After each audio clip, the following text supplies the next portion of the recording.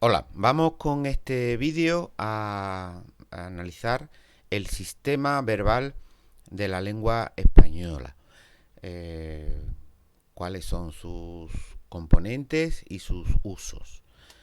Empezamos por las formas no personales. Sabéis que en el verbo en español tenemos formas no personales, infinitivo, gerundio y participio. Empezamos por el infinitivo. El infinitivo sirve para nombrar el verbo, cantar, salir, saltar, etcétera. Presenta el proceso verbal sin señalar su principio ni su final. Tiene por tanto aspecto imperfectivo y su significado expresa potencialidad dirigida hacia el futuro. Puede tener dos valores. El infinitivo puede ser un verbo, pero puede ser también un sustantivo. Con valor verbal va referido a un sujeto que puede ser expreso o puede ser contextual, lógico, eh, aunque formalmente no concuerde con él. Lo importante es que cuando funciona como verbo constituye una proposición subordinada sustantiva y puede llevar sus propios complementos como verbo que es. Por ejemplo, en la televisión oímos y ahora el complemento directo de oímos es decir muchas tonterías, una proposición subordinada sustantiva cuyo verbo va en infinitivo. Decir. ¿Cuál es el sujeto de decir? No es un sujeto gramatical, es un sujeto lógico. Ellos, los periodistas, los que hablan, los que salen, dicen muchas tonterías, pero no hay una concordancia gramatical, ¿vale? Es un sujeto lógico. Y en un sustantivo, si no lleva complementos, se puede convertir en un infinitivo se puede convertir en un simple sustantivo, con un uso nominal, normalmente sustantivado mediante el determinante el. Por ejemplo, se escuchaba el sonar de las campanas. El sonar de las campanas forma un sintagma nominal que funciona como complemento directo de esta oración impersonal. El sonar de las campanas, el determinante sería el sonar núcleo y de las campanas el complemento del nombre, equivalente a el sonido de las campanas, un sustantivo. El gerundio expresa el significado verbal en su transcurso, sin marcar el final del proceso. Por lo tanto, su aspecto también es imperfectivo y admite los siguientes valores. Si antes hemos dicho del infinitivo que puede ser verbo y sustantivo, el gerundio puede ser verbo y adverbio. Como verbo, constituye una proposición subordinada que puede ser adverbial o adjetiva, según los contextos. Y lógicamente, como verbo que es, puede llevar sus propios complementos. Ejemplo. Hablando así, no convencerás a nadie. Hablando así es la subordinada. Así es complemento de hablando, complemento circunstancial de modo. Y la subordinada es una proposición subordinada condicional, porque equivale a si hablas así no convencerás a nadie. O había pajarillos cantando alegremente, una subordinada adjetiva. Había pajarillos que cantaban alegremente. El verbo sería cantando y alegremente complemento de cantando. ¿Vale? Aquí se comportan como verbos, tanto hablando como cantando. Cuando la proposición de gerundio se refiere al complemento directo del verbo principal, hay que tener cuidado porque su significado puede resultar ambiguo. Fijaos, he visto a tu padre paseando por el parque. Aquí se pueden entender dos cosas.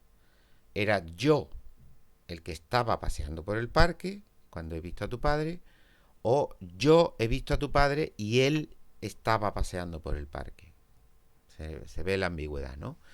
Y este gerundio, cuidado porque siempre es incorrecto si el complemento directo, en vez de ser un nombre animado, como en este caso era tu padre, es un nombre inanimado. Esto es incorrecto, aunque esta incorrección se comete mucho. Han aprobado una ley prohibiendo el consumo de alcohol en la calle. Una ley, lo correcto sería decir, han aprobado una ley que prohíbe el consumo de alcohol en la calle, ¿vale? Y luego, como adverbio, pues no lleva complementos, es un adverbio. El niño se acercó gritando, gritando. Lo podemos analizar como complemento circunstancial de modo y como adverbio, ¿vale? En cuanto a las formas no personales, el participio, pues este expresa el significado verbal como terminado, marcando el límite del proceso verbal. Es una acción acabada, por lo tanto tiene aspecto perfectivo. La terminación regular es do, de amar, amado, de temer, temido, de vivir, vivido. Aunque también hay participios irregulares, que son aquellos que terminan en to, en so y en cho. Por ejemplo, de escribir. No es escribido, sino escrito, de imprimir, impreso y de romper, roto. Algunos verbos poseen dos participios. El regular, por ejemplo, soltado, de soltar, y el irregular, suelto. En estos casos, en estos verbos que tienen los dos, usaremos el participio regular cuando, con función verbal, con valor verbal, han soltado a los perros. Y el irregular cuando es un adjetivo. Había perros sueltos. Y algunos de estos verbos son abstraer, atender, bendecir, concluir, confesar. Si os dais cuenta, todos ellos, abstraer, abstraído, abstracto. Atender, atendido, atento. Bendecir, bendecido, bendito. Concluir, concluido, concluso. Confesar, confesado, confeso. Todos ellos, ¿vale? Y por ejemplo, imprimir, imprimido, impreso. Usaremos imprimido cuando es un verbo. Hemos imprimido ya los apuntes y impreso cuando es un adjetivo. Un folio impreso, ¿vale? Bien, uso verbal. El participio se usa para construir las formas compuestas. Ese es el uso verbal más común del participio, de todos los verbos. Ya hemos terminado en estas tareas. Hemos terminado. El verbo haber más el participio.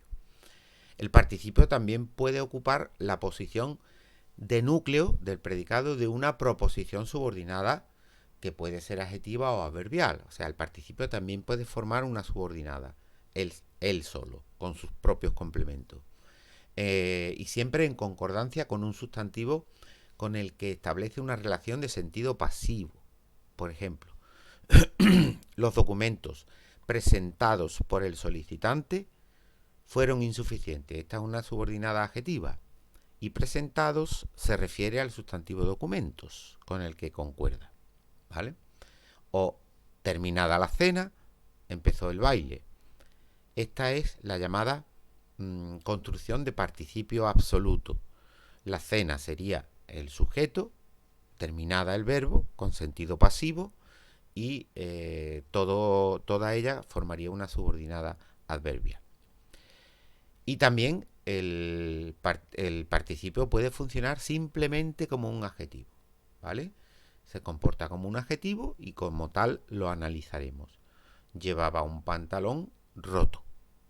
Roto, adjetivo, nada más. Adyacente o complemento del nombre dentro del sintagma nominal. Un pantalón roto, que es complemento directo de llevaba. O tu padre paseaba por la calle distraído. Complemento predicativo, referido a tu padre. Es un adjetivo, aunque sea el participio del verbo distraer. Por lo tanto, esa doble posibilidad en las tres formas no personales. El infinitivo como verbo y como sustantivo, el gerundio como verbo y como adverbio, y el participio como verbo y como adjetivo. Pasamos a las formas personales del verbo y entramos a hablar del modo. En nuestra lengua, pues tenemos esta característica del verbo, que es el modo, y que expresa la actitud del hablante ante el significado del verbo. Tenemos el modo indicativo, es aquel, digamos, el modo neutro, el hablante no toma partido, sino que expresa la significación verbal en sí misma como cierta o supuesta. Por ejemplo, ayer hizo mucho frío. No consigo nada aunque me esfuerzo. Si llego pronto, encontraré sitio. Todos estos verbos están conjugados en modo indicativo. Luego tenemos el subjuntivo. Aquí el hablante transmite su impresión personal con respecto a la significación verbal. Es como más subjetivo, ¿no? Lo puede ofrecer como duda, como posibilidad, como deseo, como mandato o como finalidad. Por ejemplo, quizás vuelva esta tarde. Vuelva. Duda. Puede que todavía esté en casa. Esté. Duda también. Ojalá nunca llegue ese día. Aquí deseo. Recoge la ropa para que no se moje. Aquí finalidad. Y en tercer lugar tenemos el imperativo, que es el modo característico de la función apelativa del lenguaje, es decir, aquella que dirigimos a nuestro oyente, a la segunda persona gramatical. El imperativo sirve, como sabéis, para mandar, para dar orden. No puede adoptar la forma interrogativa o negativa, ni aparecer en estilo indirecto. Y recibe los pronombres átonos, siempre los recibe en posición enclítica, es decir, al final. Por ejemplo, del verbo abrir, abre la puerta. Del verbo comer, come. Y diremos cómetelo. Los dos pronombres, esos, son pronombres que aparecen en posición enclítica, es decir, detrás del verbo. Cómetelo. Para el resto de personas gramaticales, que no sean la segunda, para la tercera, para la primera del plural o para la tercera del plural, y también para dar orden en modalidad negativa, siempre usaremos el presente de subjuntivo. Salgamos de aquí cuanto antes. Primera persona plural. Salgamos, presente de subjuntivo. No vengáis todos. La orden en positivo sería venid, imperativo, pero en negativo ya no puedo decir no venid, sino no vengáis. Tengo que usar el presente de subjuntivo para cuando la orden es negativa. Vamos al tiempo. El tiempo. La significación temporal se puede indicar en relación con el acto de habla, con el acto en el momento en que se está utilizando la lengua, y la podemos afirmar como simultánea, ese sería el presente, como anterior, ese sería el pasado, o posterior, que sería el futuro. Pero a este valor temporal se suma otra posibilidad, y es indicar el tiempo en relación con otra línea temporal que haya en la oración. Por ejemplo, mirad, anterior. Decimos, apenas hubo salido, se cayó el techo. Tenemos una acción que es, se cayó. Bueno, pues, hubo salido es anterior a caerse el techo. ¿Veis? La relación de temporalidad entre una forma y la otra. Ya habré vuelto cuando lleguéis. Con respecto a lleguéis, habré vuelto es anterior. Pueden ser simultáneos. Cuando salimos, lloviznaba.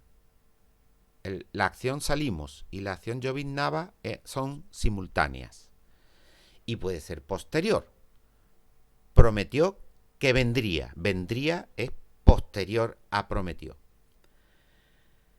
Y la última posibilidad, un poco así más enrevesada, puede ser anterior a un futuro y a la vez posterior a un pasado. Aseguró que habría escrito la carta antes de que regresáramos. Fijaos bien, habría escrito es posterior a aseguró, pero anterior a regresáramos. Y se expresa mediante el condicional compuesto. El aspecto afecta al significado del verbo y permite distinguir entre las formas verbales con el mismo valor temporal. Decimos que una forma tiene aspecto imperfectivo o imperfecto, que es el término que se usa más frecuentemente.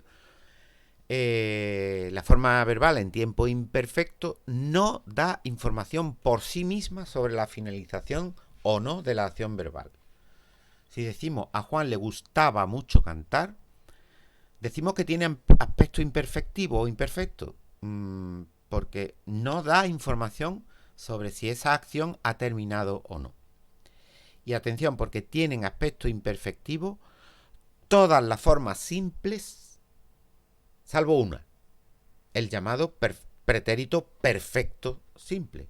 Por eso se llama perfecto, porque tiene aspecto perfectivo, que es canté. Ahí la acción ya terminó. Pero el resto de formas simples, todas las demás formas simples tienen aspecto imperfectivo.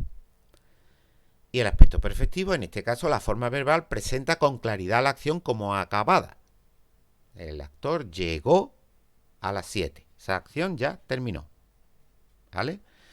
Y el aspecto perfectivo lo tienen todas las formas compuestas y una simple, la que vimos antes, el pretérito perfecto simple.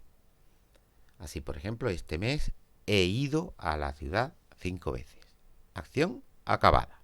¿Vale? Aspecto perfectivo. Ahora vamos a ver cómo las formas verbales pueden adquirir determinados valores distintos a los que en un principio se les supone. Por ejemplo, empezamos por el indicativo. El presente se supone que es para una acción que está ocurriendo en este momento, pero no siempre es así. Es verdad que puede serlo. Es el llamado presente actual. Pasan los campanilleros. Es decir, es algo que está ocurriendo en este momento. Pero hay otros valores. Por ejemplo, habitual. Trabajo en la empresa de mi padre. Con valor de futuro. Esta noche cenamos fuera. Con valor de pasado o pretérito. Ayer llego a casa y me entero de la noticia. Con valor imperativo. También lo podemos usar para dar una orden. Tú hoy sales a las 4. Y también con valor atemporal. Como fuera del tiempo, la Tierra es redonda. ¿Vale? Este no marca un momento temporal preciso. Esto en cuanto al presente. El pretérito imperfecto, cantaba o vivía, expresa el pasado con un aspecto durativo, por lo que es característico de las descripciones.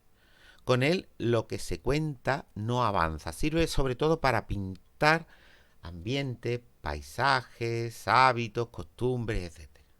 ¿Vale? Pero tiene otros valores, como pueden ser la cortesía, quería ver al director, la inminencia, ya salía de casa cuando recibí tu llamada, el conato, una acción que estaba a punto de empezar, me encuentras de casualidad porque ya me iba. La contrariedad, hoy que me sabía la lección, no me preguntan. O usar el imperfecto con valor de condicional. Si me lo ofrecieran, yo aceptaba ahora mismo, en lugar de yo aceptaría, que sería el condicional. ¿Vale? Luego, la forma del pretérito perfecto simple, canté, indica un punto de vista retrospectivo, pues refiere el pasado sin relación ya con el presente. Es una acción totalmente terminada. Es un tiempo muy objetivo y es especialmente apto para la narración. Anoche hubo un apagón, aunque solucionaron pronto el problema. O la acción ya ha acabado y se produce además en un periodo de tiempo también acabado para el hablante. Como por ejemplo ayer. Y el pretérito perfecto compuesto indica también una acción pasada y acabada. La diferencia entre canté y he cantado estriba en que la acción en el compuesto se produce en un periodo de tiempo que el hablante no considera terminado. Si antes hemos visto el ejemplo de ayer, que ya terminó, decimos, esta semana ha habido 3 apagones en la ciudad. Esta semana es un periodo de tiempo que aún no ha terminado. ¿Vale? Esa es la diferencia, es una pequeña diferencia entre uno y otro. Luego nos vamos al pretérito pluscuamperfecto, había cantado, que expresa una acción pasada y acabada y además también anterior a otra acción también pasada. Esa es su característica. Ya había puesto la mesa cuando llegaron. Había puesto acción pasada, acabada y además anterior a llegaron. también se puede usar con valor de cortesía. Había venido para que usted me atendiera. Y el pretérito anterior, hube cantado, es muy similar al pluscuamperfecto. De ahí que al ser tan similar cada vez se usa menos. Y la única diferencia radica en que en este caso la acción es inmediatamente anterior a la otra. En cuanto hubo terminado el libro, cogió otro. La diferencia es pequeña. Es pequeña. Así que por eso también el pretérito anterior se usa poco. El futuro, simple, cantaré. Además de referirse a una acción posterior, al futuro, también puede expresar otros valores. Por ejemplo, la probabilidad. Ahora tendrá 20 años. La cortesía. ¿Querrá usted ayudarnos? Puede tener valor concesivo. Será verdad, pero yo no me lo creo. Aunque sea verdad, yo no me lo creo. Ese es el valor concesivo. El imperativo. No matarás. O la atenuación. No le ocultaré que estoy disgustado. El futuro perfecto, habré cantado, indica un futuro terminado y anterior a otra forma también con valor de futuro. Habremos vuelto cuando tú llegues. Es decir, habremos vuelto es anterior a llegues. Por eso se usa el pretérito perfecto. Y también comparte algunos valores con el futuro simple, pero siempre referidos al pasado. Por ejemplo, la probabilidad. Habrán llegado ya nuestros amigos. O el concesivo. Habrá exagerado, pero hay algo de cierto. Como veis, siempre en el pasado, aunque sea futuro, es curioso. El condicional simple, cantaría, es una forma relativa y funciona como un futuro en el pasado. Me prometiste, ya estamos en el pasado, que me regalarías un reloj. Ese es el futuro con respecto a ese pasado. Pero tiene también un uso muy frecuente en la proposición principal en las oraciones condicionales, y de ahí su nombre. Si fueras al cine, yo te acompañaría. Proposición principal, yo te acompañaría. Subordinada condicional, si fueras al cine. Aparte de estos dos, el condicional tiene otros usos. Una conjetura sobre hechos del pasado. Cuando llegó, serían las 6. La cortesía. ¿Podría decirme la hora, por favor? Y también valor concesivo. Sería fácil, pero pocos acertaron. Y el condicional compuesto, habría cantado, que expresa tiempo futuro y aspecto perfecto. Es también una forma relativa para señalar una acción futura respecto a un momento del pasado, pero anterior a otro momento que se señala también en la oración. Usted me ha dicho que cuando yo llegara a casa ya me habría enviado el paquete. Es futura con respecto a dicho y es anterior con respecto a llegara. Aparece también en las oraciones condicionales con el valor de acción que se hubiera realizado si se hubiera cumplido la condición. Ya no es posible porque la condición no se ha cumplido. Si me lo hubieras pedido, te habría avisado. Ya eso no es posible porque ya eso ha ocurrido en el pasado y ya eso no se puede modificar. Aparte, presenta los mismos valores que el condicional simple, pero referidos a un pasado más lejano. Conjetura. Habrían dado las 10 cuando terminé. Cortesía. Por aquella época yo habría agradecido hablar con usted. O concesivo. Habría sido lo lógico, pero no sucedió así. Y en cuanto al subjuntivo, pues los tiempos del subjuntivo tenemos el presente cante, pretérito imperfecto cantara o cantase, pretérito perfecto haya cantado, el pluscuamperfecto hubiera o hubiese cantado, el futuro simple cantare y el futuro compuesto hubiere cantado. Aparecen normalmente en proposiciones subordinadas, ¿vale? Integradas en la oración compuesta. Por ejemplo, me molesta que hayas dicho eso.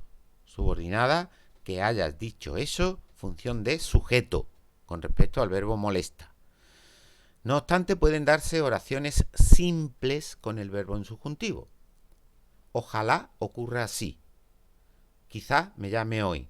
Son simples, pero se explica por el origen de estas expresiones, porque ojalá viene del árabe ojalá quiera Dios ocurra así, con lo cual ya sería subordinada a ese quiera, que está incluido en la palabra ojalá, o quizás, que es una evolución de quién sabe, quizás me llame hoy, quién sabe si me llame hoy, sería subordinada, pero ya digo, actualmente ya se consideran oraciones simples, no subordinadas, las de ojalá y las de quizás.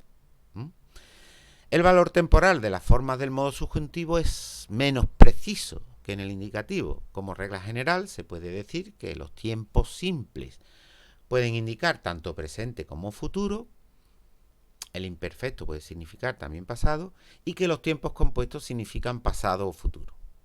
Lo sabrás cuando vengas, futuro.